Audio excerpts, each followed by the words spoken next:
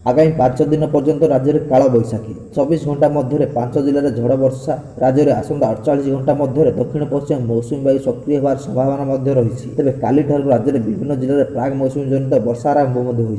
हो आसंता 5 दिन मध्य राज्य में विभिन्न स्थान में वर्षा सह वज्रपात होबार संभावना रही परिस्थिति आसंता 24 घंटा मध्य राज्य में 5टी जिला को प्रबल अति प्रबल वर्षार अनुमान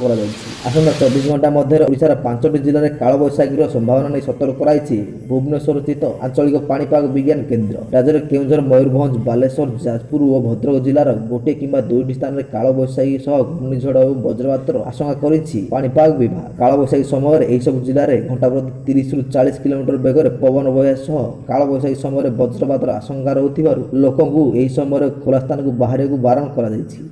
यह दृष्टि रखी भुवनेश्वर स्थित आंचलिक पाणीपाग विज्ञान केन्द्र पक्षर रेड वार्निंग जारी करपक्ष यह समय मध्य दक्षिण आभ्यंतरीण ओडिशा गजपति गंजाम और ओडिशार बाकी जिला गुड़िक अनेक स्थान में हालुका मध्यम धरणर वर्षा और वज्रपात होबार संभावना रही।